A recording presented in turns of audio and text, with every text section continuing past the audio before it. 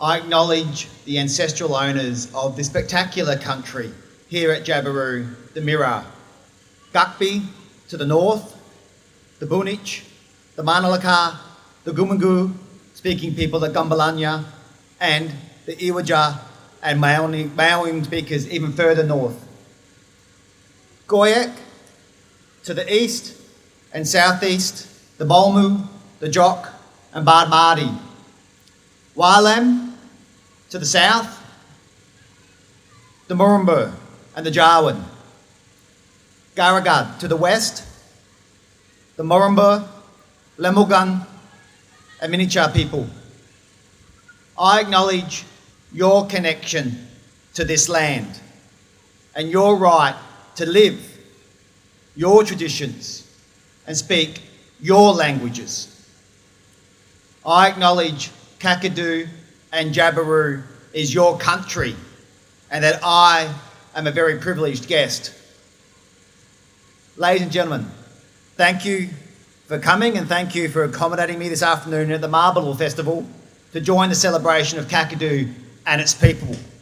It was great just a little bit earlier to officially open the newly resurfaced netball courts. And thank you, Member for Arnhem, Selina Ubo, for what you have done there. Also West Arnhem, Shire Council, ERA, many others who have worked very hard to make that happen. We have got a bit of my team here today. Deputy Chief Minister Nicole Manison is here, as well as Member for Arafura, Lawrence Costa, who does represent the country just nearby here at Gumbalanya. Sandra Nelson from Catherine, who is very close as well. And I thank them for coming down. It is 1 year since Territorians put their faith in a Territory Labor government. But I'm not here to spin you a list of achievements or milestones. I'm here to assure you that Jabiru has a future, a very bright one. I'm here to talk about reconciliation, engagement and respect, and how the Northern Territory, under the Territory Labor government, will lead the conversation and the action to unite our nation. We will lead because half of our landmass, 80% of our coastline and nearly a third of our population is Aboriginal. Our land and coastline are Aboriginal under Australian law. The Northern Territory, more than any other Australian jurisdiction, is alive with language and culture. The Northern Territory is still and always will be Aboriginal. We offer the first people of the Northern Territory a new way, bigger than words, written into policy and Northern Territory legislation. We believe in treaties. They will be the foundations of a lasting reconciliation, stronger communities, and ultimately a stronger Northern Territory. It is time for more than lip service, and conversations have begun about how treaties will work. They must say to future generations of the First People that their identity, their culture, languages and law are valued. And that value is written in our attitudes and in our laws.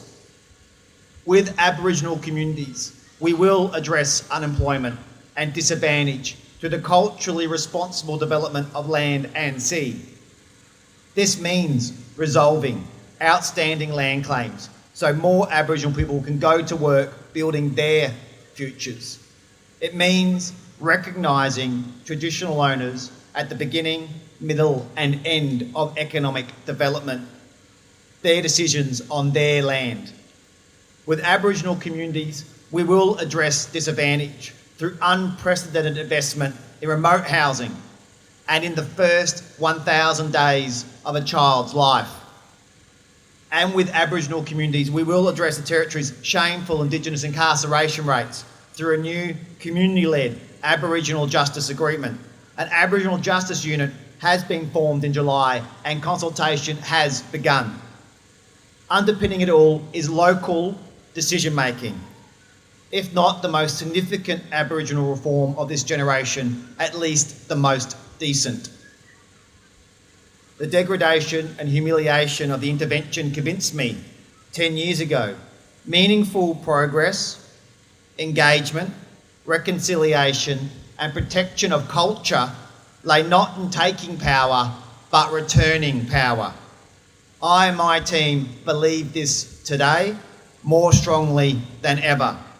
We will partner with Aboriginal communities to determine the shape and control of local healthcare, schools, justice systems, local governments, housing, and how to grow happy and healthy kids. Instead of government telling communities how it will be, communities will tell government.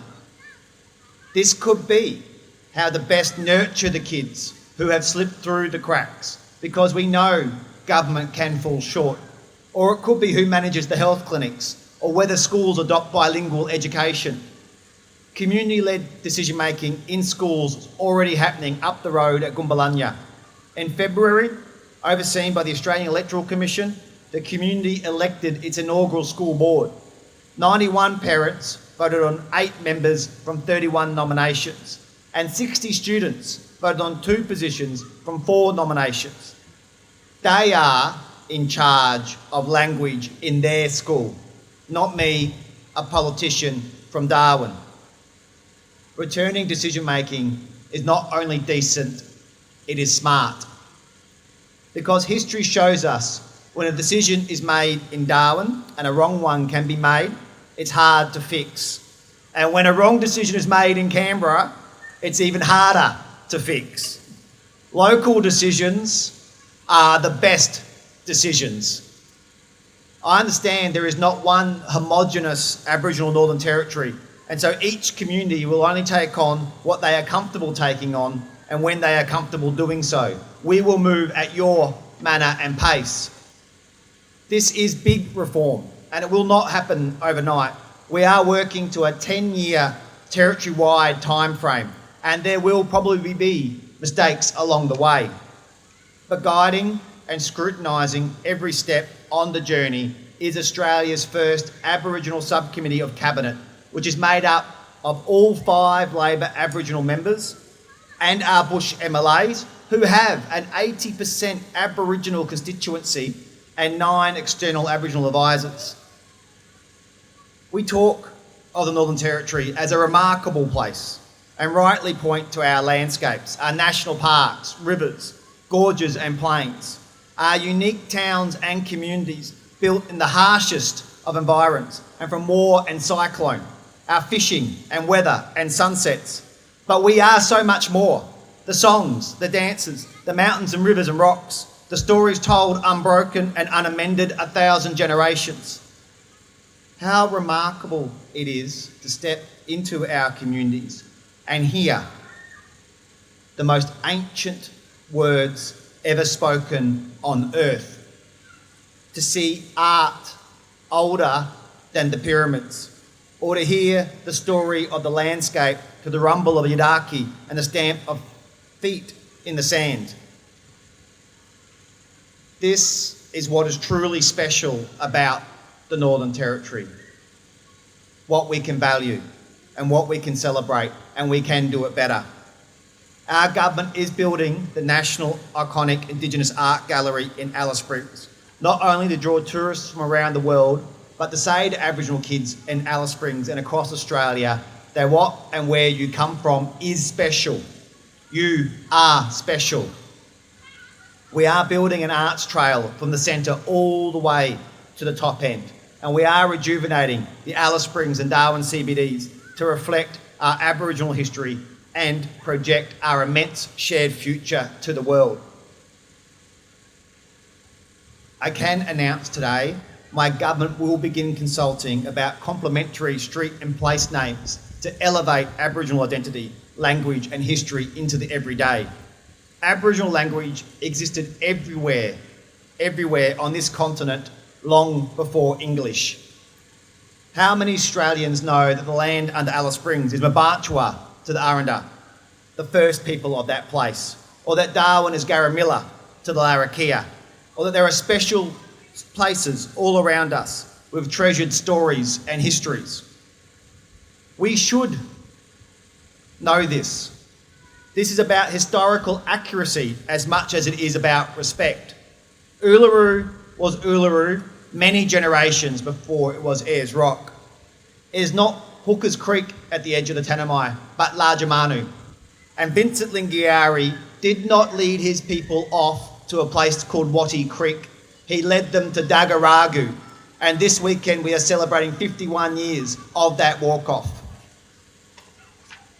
I have written to the Place Names Committee and met with Chair Dr. Tom Lewis to begin this important work.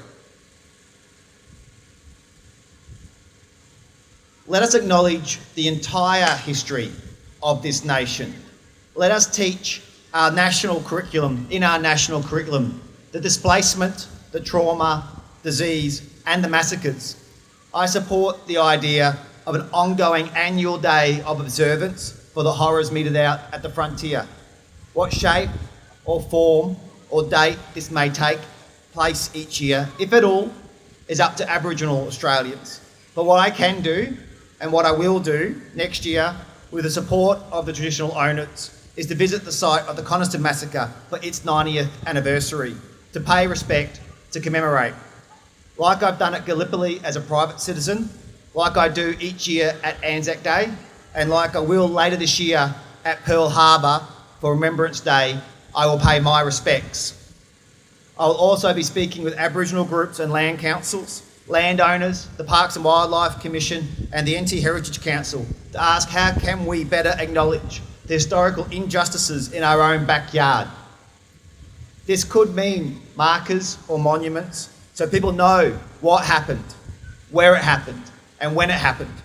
It could mean pulling together the excellent research already out there into one easy to access website and map. Aboriginal men, women and children died for their country, for their families and for their way of life, and they will be remembered. We are blessed to call Australia home. January 26, 1788 marked the beginning of our modern nation. It marked the beginning, good and bad, of the coexistence of the first Australians and the new Australians. This is our history and it is important. January 26 is historically significant. The arrival of Arthur Phillip at Sydney Cove also marked the landfall of disease and dispossession, and for many Australians it is a date of mourning. The Northern Territory is alive to this more than anywhere in Australia. It is clear in my own caucus, which has 5 Aboriginal Australians. It is clear when I travel the Territory. I want to stand with my colleagues and my friends and acknowledge everything our forebears have contributed and struggled against to get us where we are, whether it's 1,000 generations or 4 generations. Australia Day should be about unity, not division. And for the health and harmony of our nation, Australia Day must evolve. January 26 must meaningfully acknowledge the entire story of our nation. This means more than acknowledgement of country, it's more than a smoking ceremony. It means a genuine celebration of the Aboriginal contribution to our national identity, a celebration of all this continent's waves of immigration, an acknowledgement of the frontier trauma passed from generation to generation and still killing people today in the guise of grog, suicide and sickness. We have to hit a balance between commemoration and respectful celebration, and this is a discussion to have, and I'm open to all conversations. I have written to the NT Australia Day Council, of which I am the president, to explore new ways forward. The Territory should and will lead how we best celebrate Australia Day together so that Australia Day is for all. Ladies and gentlemen, some may think it odd to deliver a 1-year anniversary address in Jabiru, far from the function rooms of Darwin or Alice Springs. But there can be no more appropriate place than here in the heart of Kakadu National Park at this time. The history of the Northern Territory lives in this place. Just up the track at Budget Bear Bear is evidence people walked this very land at least 65,000 years ago. The dispossession lives here too. The arrogance of top-down policy lives here. The Aboriginal land rights movement and the fight back lives here. And so too does a close community worth protecting, where kids of all colours play together and are looked after by all. I am here at our 1 year anniversary because the future of the Northern Territory can live here too. Jabiru stands as a symbol of old way, of white man's will imposed upon the first people. It can live on tomorrow as a symbol of the new way, of cooperation, community control and coming together. Jabiru is in many ways the Northern Territory scaled down. It has enormous potential as an underappreciated jewel in a larger crown, yet beholden to boom and bust economies. It is a magnificent place to raise kids, yet it faces constant population and job pressures. It is home to the world's most ancient languages and traditions, yet its people still must clamber and scrape for respect and the power to decide their lives for themselves. In Jabiru, we can acknowledge and celebrate what is truly special about the Northern Territory. In Jabiru, as in the Northern Territory, we can in time hand back local control to its first people. And in Jabiru, as in the Territory, we can build something greater for generations to come. In December 2015, the CLP government wrote to the Commonwealth and to the Northern Land Council to say they are walking away from Jabiru. Their message was level this community, level its services and its shops. This would be a tragedy. The Northern Territory Labor government believes in this place and its people. Just weeks after the election, we told the Commonwealth and the Northern Territory we were back at the table. I tell you now, the lake will not be filled in. The school, clinic, police station and shops will not be closed. We are working with the Commonwealth, ERA, Jabiru Aboriginal Corporation to transition Jabiru from a mining town to a services and tourism hub, where people from all over West Arnhem can come, buy their food, get checkups and medicine and send their kids to school. When visitors come from all over the world to learn about this special place through the eyes of its ancient people, I thank the Mirarr and the Jabiru Aboriginal Corporation for your work building momentum to this shared goal. I genuinely believe that by repurposing Jabiru, investing in Jabiru, its future, services will increase, or at a minimum, remain the same. We support moving the Kakadu Visitor Centre into town. We support the Mirarr endeavours for a Section 19A lease over the Jabiru Township. We support using existing housing stock where appropriate to attract new enterprise, similar to the arrangement in Nhulunbuy following the mothballing of Rio Tinto's alumina refinery. But in Jabiru, I want to explore even further what we can do, what we can include in that mix, the airstrip and other valuable assets to make sure the economy here still flourishes. We are all in this together, ERA, governments, traditional owners, business owners and community members. I can't give you all the answers today, but I can give you the most important answer. Jabiru will live and thrive beyond 2021. We genuinely believe that Jabiru can be a bigger, more exciting place than it is now, with all the services that you need. Its services will remain. The lake will remain. And in time, this will be and should be an Aboriginal-led town. Kakadu will always be, as it should always be, an Aboriginal-led park. And Aboriginal communities across the Northern Territory, as they should be, will be Aboriginal-led communities. Thank you very much.